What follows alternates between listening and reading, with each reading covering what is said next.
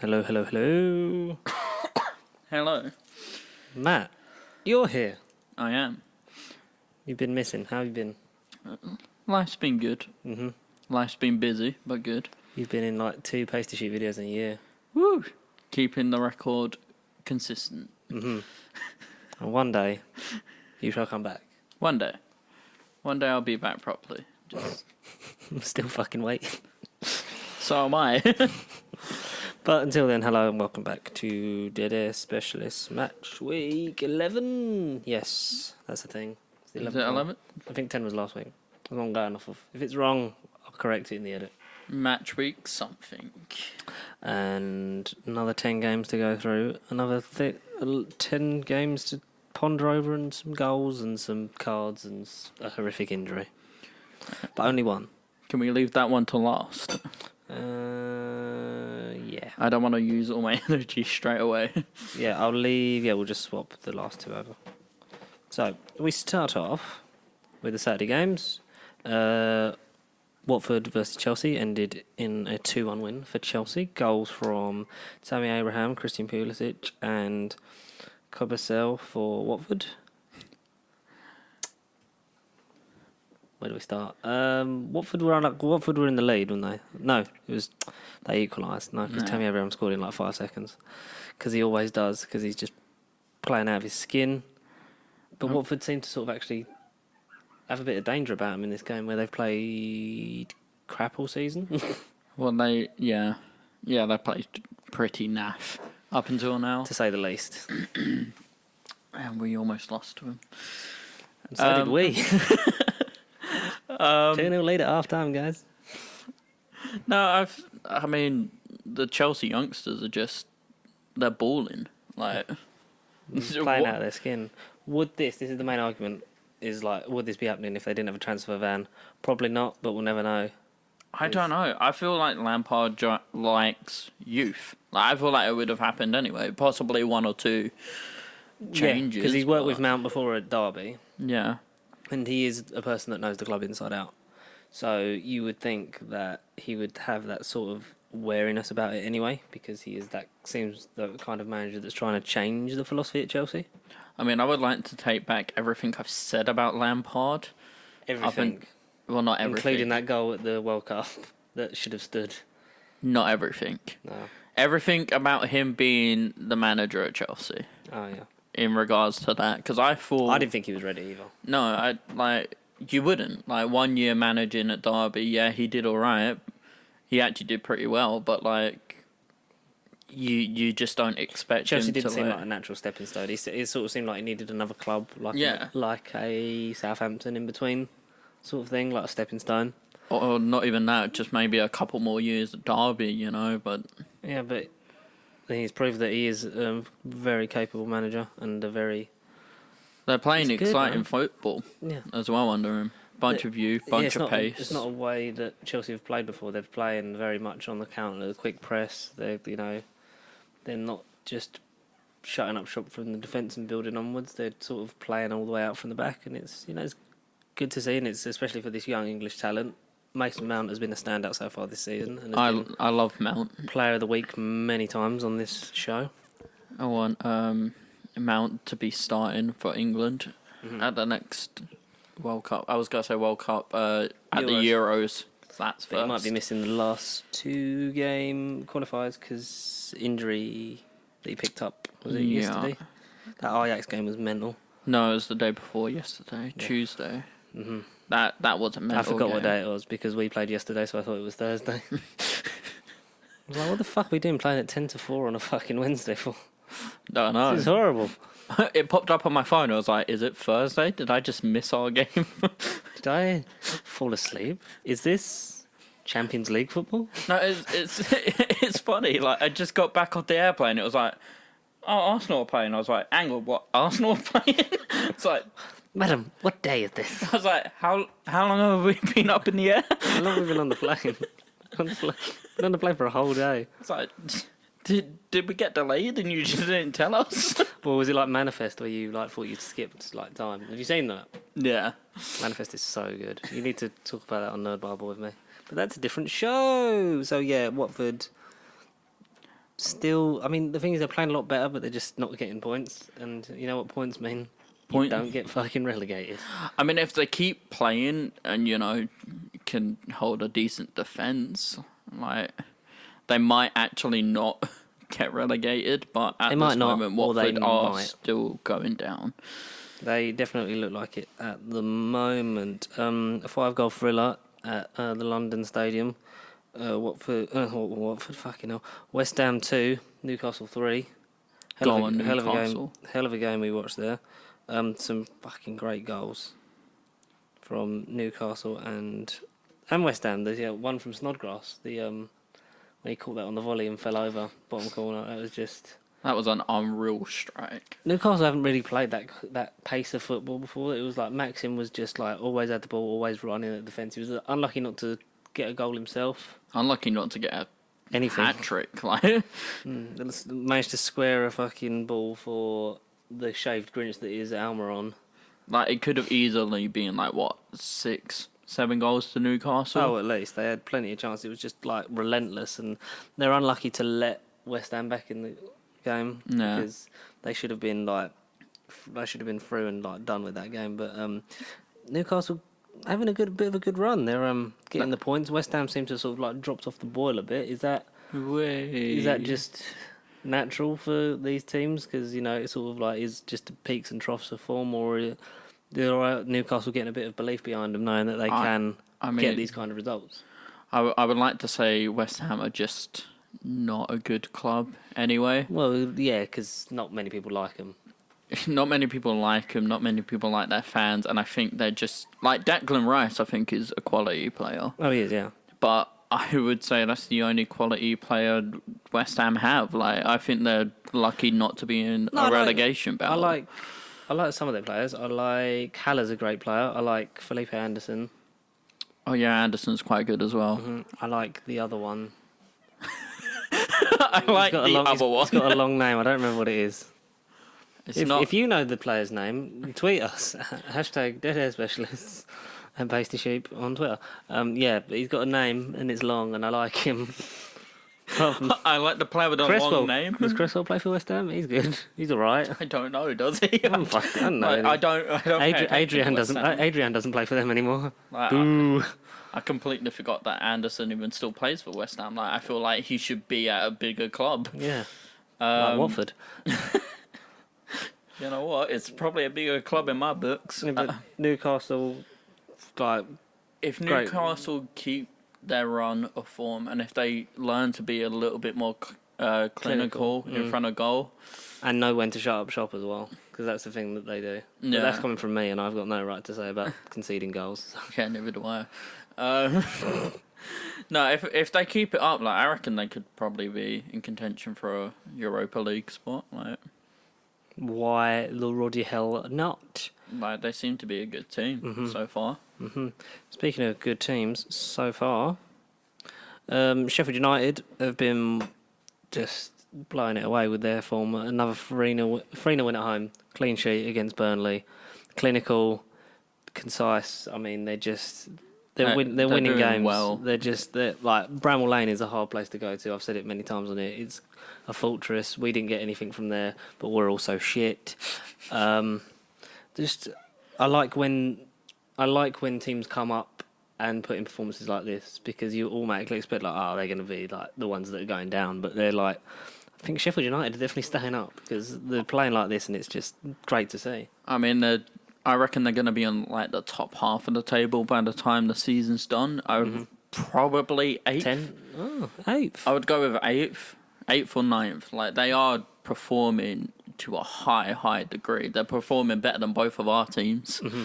Do you think that puts them at a pressure next season if they stay up? No.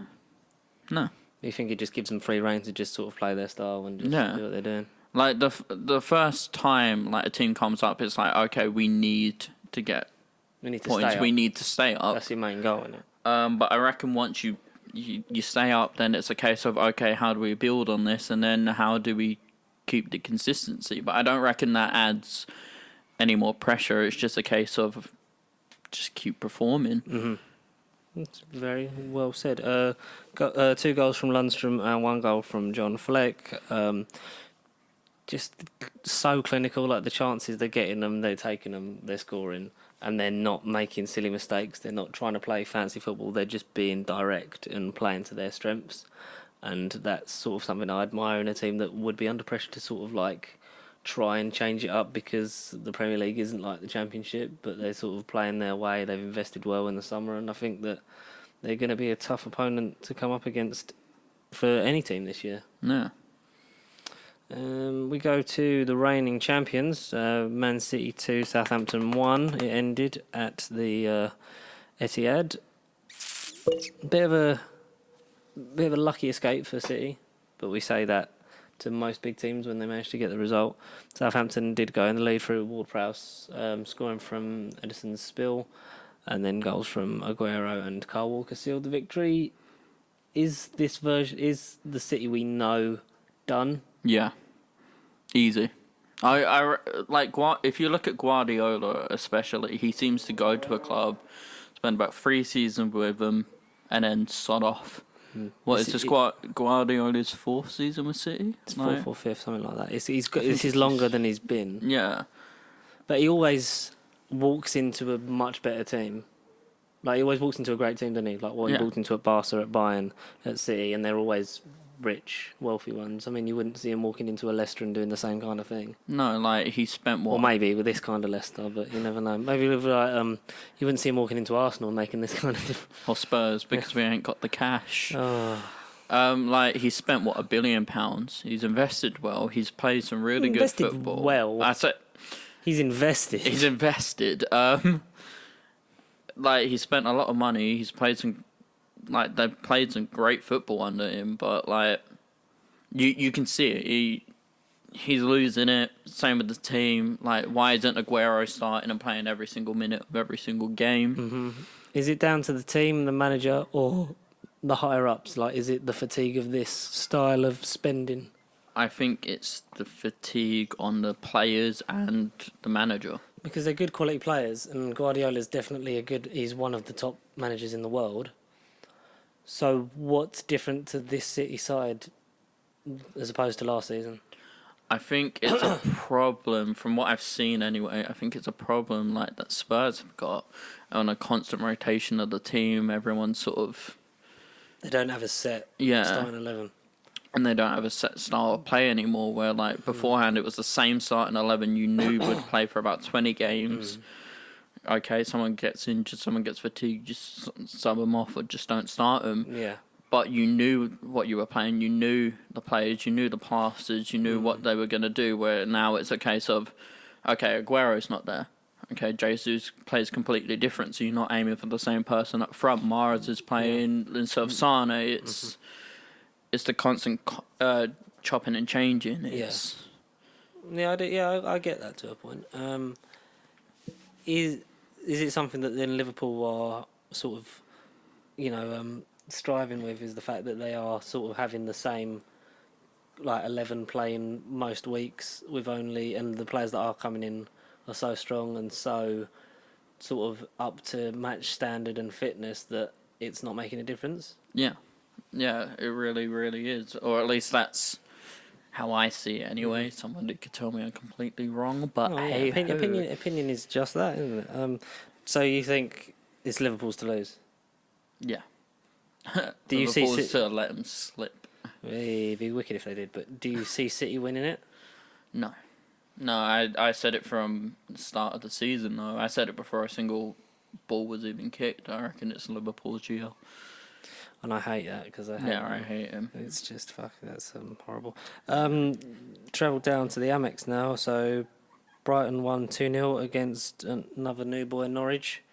Goals from Trossard and Duffy late on to seal victory for the Seagulls. Brighton have been playing well, but they've been very stop-start. They've been sort of like, they'll have that game where they played against, like, just for example, like against you. Like, it wasn't just the fact that you were poor quality that day, it's the fact that they were not letting you near the ball was another factor for it. And also Lloris nearly, like, ripping his own arm off. But, like, and then there'll be games where they just, like, don't seem to have the same sort of high energy, and it's just like, it must just be so frustrating to be like that kind of fan. Oh, I can I'm just relate angry. to I'm just being that type of fan. Though, I'm just so- angry because we're just shit all the time, so that's fine. Yeah.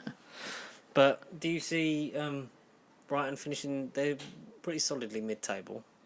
I don't see them sort of being in that relegation battle because they always sort of seem to get points where they need them. I said they're going to finish about, like, I'd say 14th, 13th. Mm-hmm. Like, they're not going to be competing for anything, but I reckon they'll be solidly safe. Standard middle of the pack. Yeah, like, they'll be fine. Mm-hmm. I reckon Norwich are also going to be fine, but it's going to be quite interesting because they started really well. Yeah, now that's what I their was going to ask form's you because dropping they a have bit. gone off the boil in not just recent weeks in the last because they did, like you say, so strong. And then when you compare the longevity of their performances to someone like Sheffield United, do you think it's just not every team that comes up is going to adapt straight away or is going to keep up that sort of because the Premier League is high pace. Yeah, I reckon they're still adjusting, but I reckon they'll be safe. Like, there's teams performing a lot worse than them. Yeah. I think Norwich are a good side, to be fair. They're quite an interesting side to watch. They are, yeah. They do have strength throughout the pitch, and obviously, like I think the main thing is when you get in Pookie scoring so many goals early on, and then sort of not being there. Are they dependent on him? No, because I reckon there's goals in the team. Like, Yeah. Cantwell can somehow seem to score quite a few. Who was the one who hit the bar and all? Trying to think of his name. Fuck. But there's goals in the side. Yeah, I should have written that one down. I don't remember him. Yeah. There's goals in the side of Norwich. I reckon they'll be safe as well. Is it just a confidence thing at this point, maybe? Possibly. It could be their form's down on their luck. They're trying to adjust. They're just trying to get out of the rut, really. Yeah, get one good result again. I reckon they'll be fine. Yeah, probably. But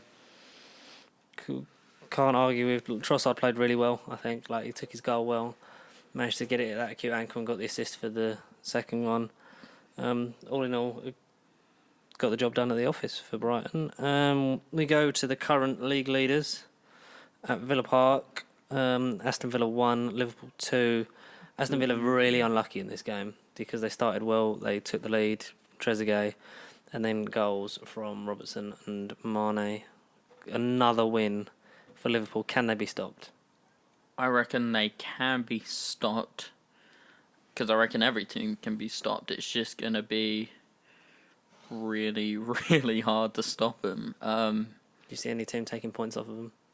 I see teams taking points off them, but I don't see enough teams taking enough points off them. Yeah. So you don't think they'll go invincible? No, I don't reckon they'll go invincible. I don't think it's sustainable in this era anymore. No, Because it's too many games. Too many games and too many good sides battling for points. Especially when you get towards the end of the season, when you got the teams in the relegation battle. I mean, they're always a bit of a bitch to play, aren't they? Yeah. Especially and then even more so if they go down, because then they've got nothing to lose, so they're just playing for pride, and that's when they normally start getting the results in. But it's just they always say like it was City's last year. Everything seemed to go their way. Everything just is going. It's falling Liverpool's way, and it's hopefully it balances itself out because they've had a lot of decisions go their way that shouldn't have. There's a lot of penalties that have not been penalties. And especially when you look at the game that you want to talk about last, there was, I think, 2 pretty good penalty shouts for both teams that were not given, and VAR has been a big problem on this thing. We've spoken about it at length, and I'm sure there's people that would want us to talk about it more in the future. I would say this is probably a good week to talk about it as well. I mean, even in this even in this Liverpool game, like Robertson should have had Robertson didn't get a goal. Firmino should have had his goal stood. Like, all right, yeah, your body's inching a little bit forward, but like the legs are behind the defender. You can't score a goal with your armpit. You can't score a goal with your entire arm. How's an armpit? How are you going to call someone off for literally like a millimetre of an armpit?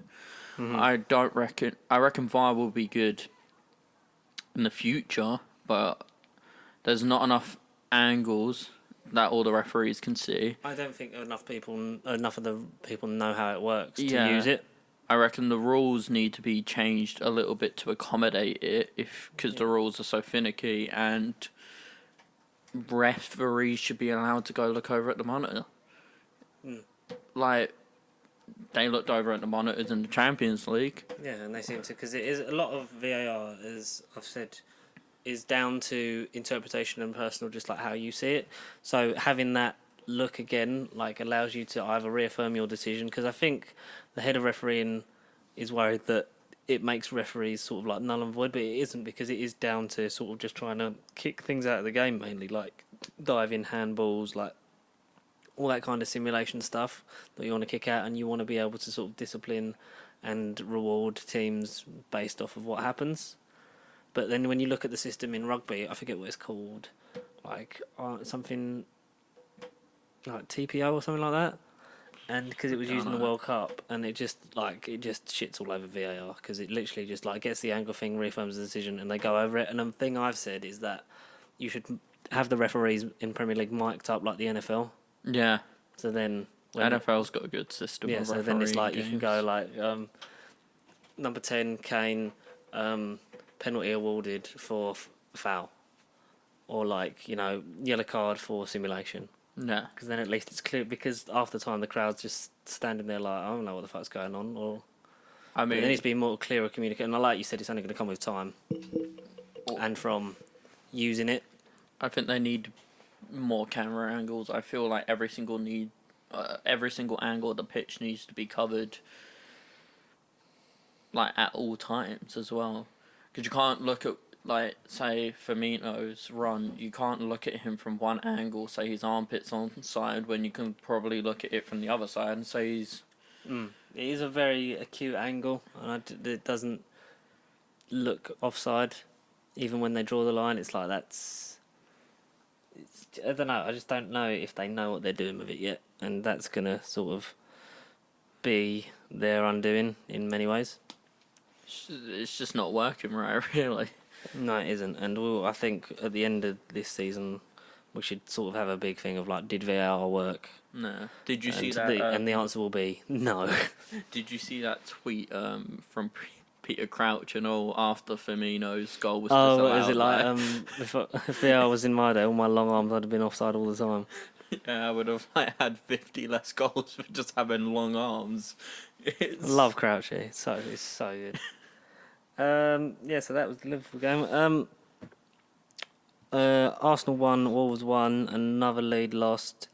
Aubameyang scored his 50th goal in the second fastest amount of games at the club.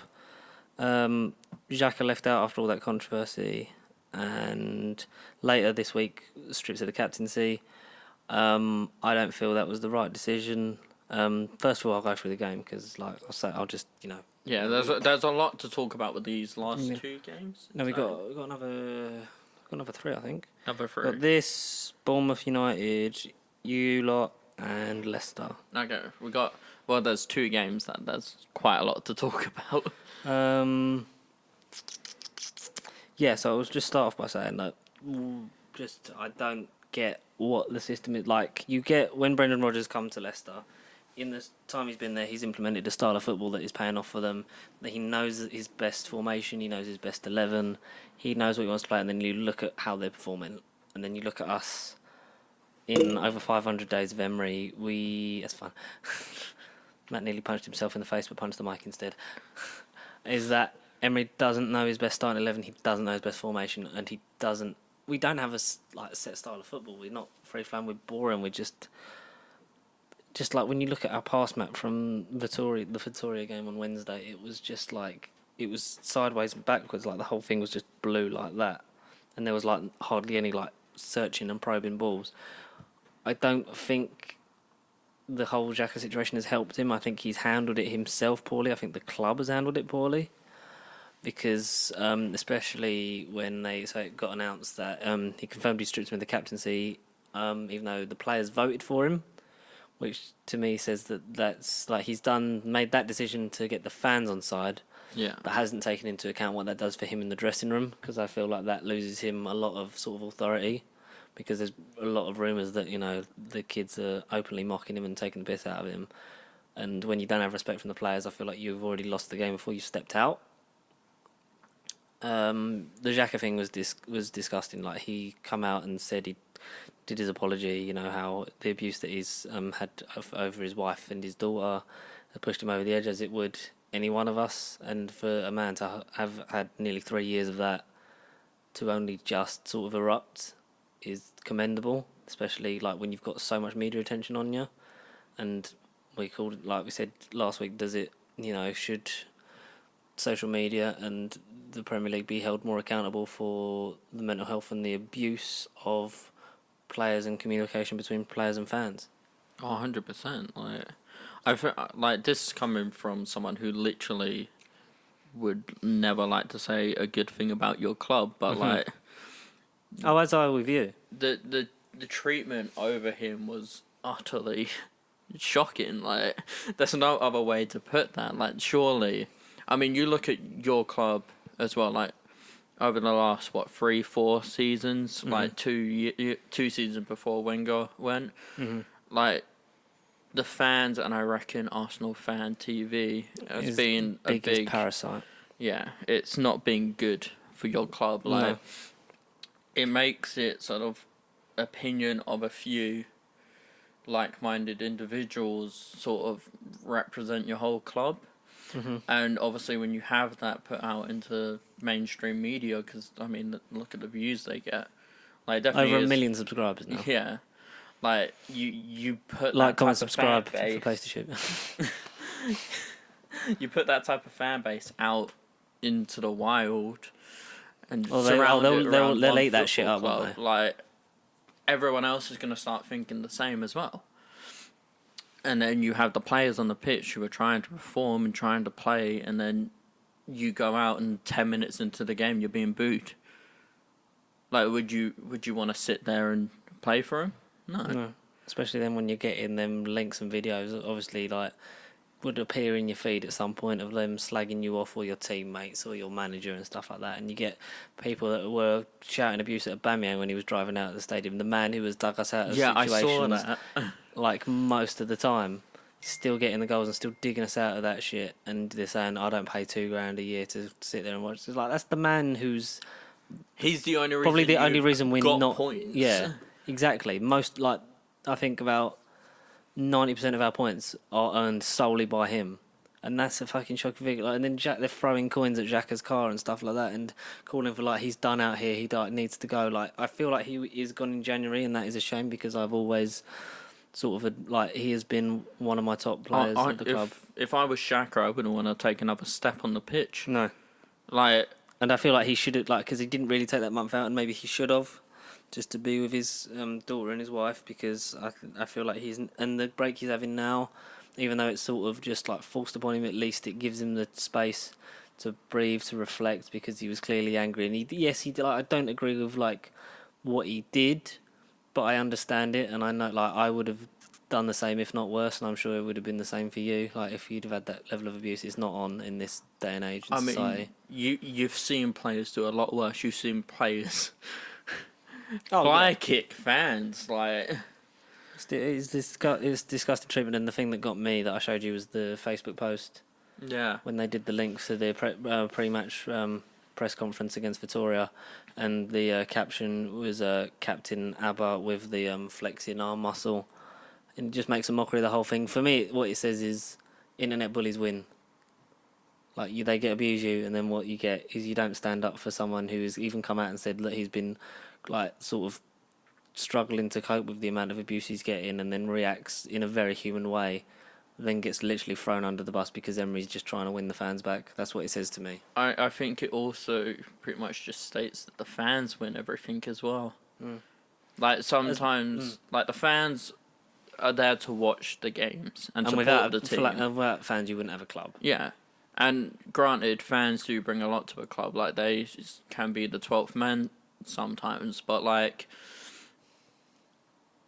they're not the players, they're not the manager, and they're not the board. Everyone's human. Everyone has a right to react in a way to anything, and it's abusive. It's disgusting, and the social media team, I think, it just is very crass and just I didn't really agree with it. Like, I'm sure it was meant like in a more positive, like to try and put a bit of positive thing on it, but respect a man who's clearly like down. It's distasteful, the whole situation. Oh, absolutely. Like, I would love to sit here and make a mockery out of it. Trust me, I really would. But but as fans of just football in general, Yeah. it's just sad to see for the game. it's distasteful. Very. Like Xhaka's not even your worst player. Like, Yeah, and even when he plays well, but we don't win, he gets blamed. yeah. And I feel like maybe he's done out here, and I don't want him to be because he's been. But I would understand if he wanted to leave because I wouldn't want to stay. I wouldn't either. I'd be on the next plane out. I wouldn't even go to trainings. And we just seem to be lost at the moment, and I don't know where the next win's gonna come from, because it didn't happen last night, and it didn't happen at the weekend because it was 1-1, and poor defending again. Jimenez, I think he needs to be playing Bellerin, Holding, Chambers, and Tierney as a back four, and just decide on what his strongest team is. Yeah. Guendouzi, Torreira pivot, and have Ozil with Pepe, Aubameyang, Lacazette. You play your best players week in, week out. That's how I you would win say games. Ozil probably isn't one of your best players anymore. He's not at the moment because he hasn't had a chance to prove. Yeah. But the game against Liverpool in the Carabao Cup, he played outstanding football. There's no denying it, and It's quite funny that Ryan Sessegnon, who played 16 minutes for us so far, has one more assist than Ozil has all season. Because he's also But he's actually had 16 minutes on the pitch where Ozil's had none. he literally gets brought off all the time, and I love the fact that he has to you have to you want to play your best players, and he is technically he's got the best ability of any player in our squad, and he's not being played for some reason because he obviously wants to shift him out. But hey ho, we'll get onto Emery another day. I mean, I will say he needs to go. He was never the one to take us to glory for me. He was always the stepping stone manager. Yeah. I don't want Mourinho. That doesn't fix the problem. If Mourinho at first Chelsea reign, yes, he's not that man anymore. Mourinho. I'd be more inclined to have Freddie do it because Freddie's shown passion and he's Freddie Cougar. Freddie Ljungberg. Oh. Because he's assistant at the moment. I mean, he got booked at Southampton because he was the only one actually giving a shit and giving the referee an earful. But hey ho, we've got plenty of ex-players that we haven't got involved in the club for some reason. So, should we laugh at Man United and cheer ourselves up? Yeah. Because they lost to Bournemouth 1-0 away at the Vitality Stadium. Great goal from Josh King, well taken down. The defence just didn't. It's not that they really couldn't get near him. It's just they didn't try. Harry Maguire just kind of stood there, and then there's another goal let in, and Eddie Howe working wonders with that squad, and then playing about as well as you'd expect him to be at home, because Bournemouth are always a sort of sticky team, depending on when you face them at any given point in the season. Is United in crisis? Yeah, but they've been in crisis ever since Sir Alex Ferguson left them. Mm-hmm. But that's the whole I don't want to fall into, firing and hiring managers. Yeah, ever since Ferguson, who I would probably say is the best manager ever. In modern English football, yes. If not in football in general. I would say in football in general. Mm-hmm. He is without doubt the greatest manager, and obviously anyone who came in after him is going to struggle to replicate that, because he was just outstanding. But ever since he's gone, it's almost like United and the board and everyone doesn't know what the hell a football club is. I think that's what United's issue is. Ed Woodward doesn't seem to... He doesn't seem to know what he wants to do. Yeah. Whether it's spend the money or build for the future. He's just splashing the cash, but then, somebody turns around and actually puts forward a decent suggestion, get this player, he might help us now and in the future, and it's no, why would I want to do that? Mm. The managers he's getting in aren't good enough. No. I like Ollie, but... He's out of his depth a bit. Yeah, if he'd have had more time and been the number 2... Yeah. At United and then learnt the ropes, then fair enough, but... I mean, United have been in a crisis for ages. Like, their best manager since Ferguson was Mourinho. I'd say Van Gaal because they actually won. True, Van Better. Gaal. They won and played better. Like Van Gaal sort of wasn't really given the chance. He was a good manager, and I feel they just didn't really know what they were going to go for. Yeah, like Mourinho at least won 3-4 trophies with United. Like 3 won it. It was like Europa, Carabao, and FA Cup. And Community Shield, depending on when the media wants to count it as a trophy. Yeah, I still count it. Like, Yeah, it is the first season. Like, It is the first trophy of the season. Penultimate game: Crystal Palace 0, Leicester 2. Leicester just flying high. Goals from Sinuku and Vardy again. Man plays like he's doing pro clubs. Leicester just. Brendan Rodgers is Brendan Rodgers one of the best man managers in English football. I hate to admit it, but yeah, like I thought again, like Brendan Rodgers, I didn't think was gonna do. I knew he was gonna do Leicester well, but I didn't know he was gonna do as well as he's done. Yeah, like. Honestly, if it weren't for Liverpool this season, I reckon Leicester could win it again. Like, there's no. I mean, that couldn't happen again. Surely, I would like to believe it. Think it could. Like Leicester are playing some absolutely beautiful football. But like again, I would like to hold my hands up and. I've clearly underestimated some people this season and overestimated others. And the thing is, what we forget is we're still really. I mean, this is still only 11 games in. Yeah. But we're starting to sort of take more of a shape to like who's going to be where at the end of the season. And Leicester, I think, will be getting Champions League football. Vardy for a golden boot. It's going to be close between Vardy and Aguero, Sterling, Aubameyang, maybe. I mean, you could drop Aguero out of that on the pure fact that he doesn't get played enough. Nowhere near enough as he should. Like, if Aguero played every single minute until the end of the season, sure. Mm-hmm. But we're going to have to see how that looks come May. Last game that you wanted to talk about last is... I didn't want to talk about it, but I need to talk about it. So, Everton 1, Tottenham Hotspur 1.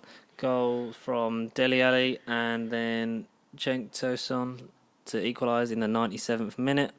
A horrific injury suffered on Andre Gomez's right leg? Yeah, it was right leg. Right leg. Right ankle. A tackle that wasn't done by Son, but Son was sent off.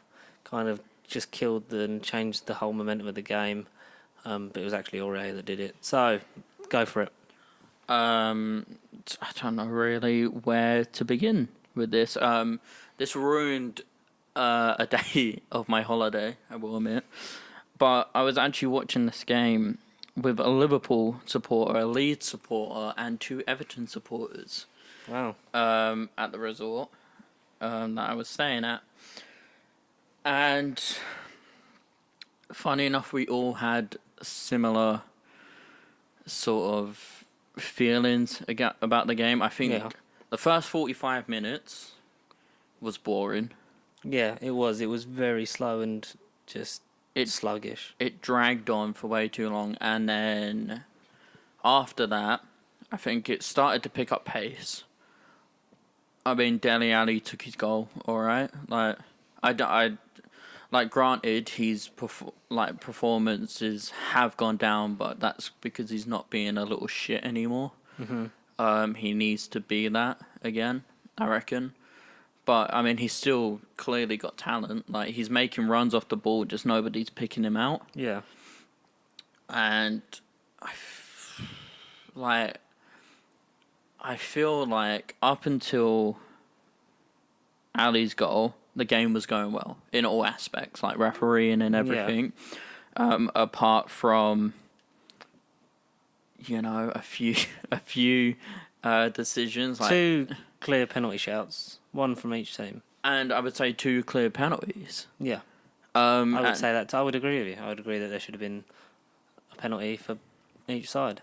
And obviously, if the referee was allowed to go look at the screen, the screen, I reckon the referee would have seen that as well. Like, Son clearly got clipped and his leg got taken out. That should have been a penalty. He did a nice little flick away, little turn, and got taken out. Like, how was that not given as a penalty? Took away his standing leg. It's, another look at that would maybe change perception on that.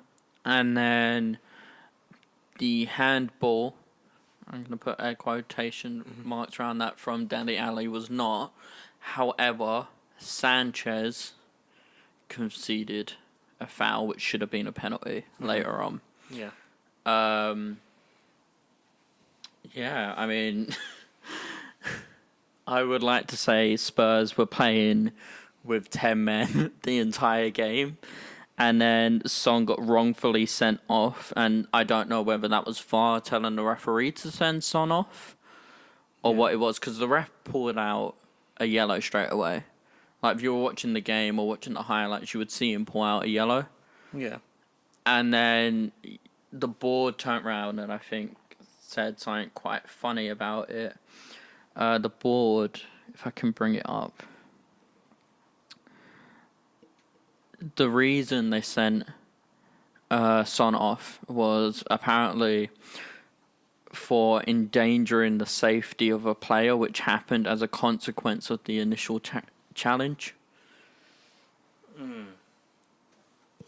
I mean, the challenge that broke Gomez's leg was done by Aurier. Yeah.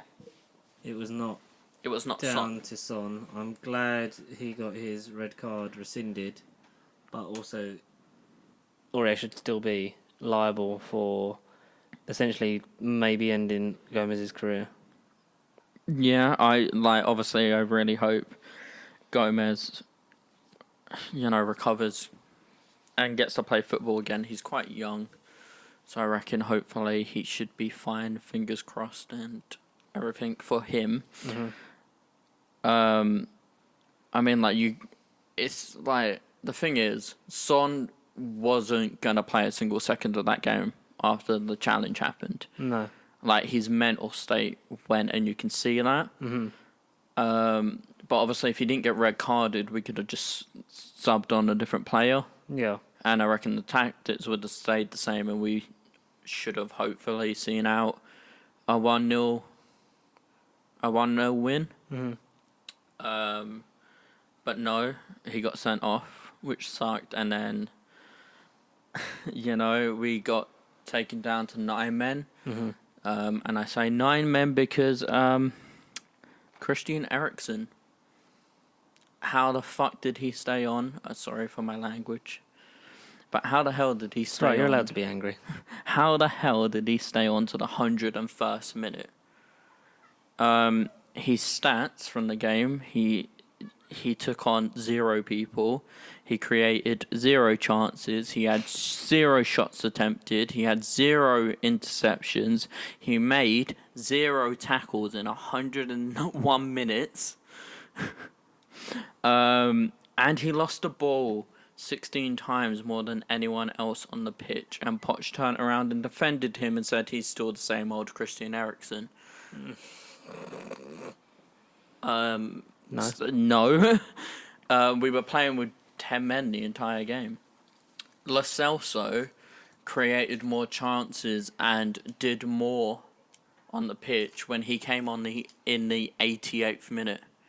He shows more desire, and I mean, the Champions League game midweek, he started, and you can clearly tell the difference in the two players. Yeah. Like, Eriksen has been fantastic for us. In the entire time he's been with us, he's been brilliant. But his head's not there anymore. Do you think he's gone? Yeah. He should have been gone in the summer. You've sort of got that danger with him and Jan and Toby as well, because there are contracts.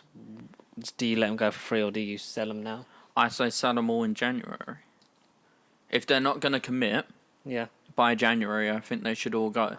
Which is a disappointment, because I love Jan, I love Alderweireld, and Eriksen, when his head's in it, I love him. They are some of your best players. Without a doubt. But if they're not going to commit and not have any passion for the club, then they're not playing. No.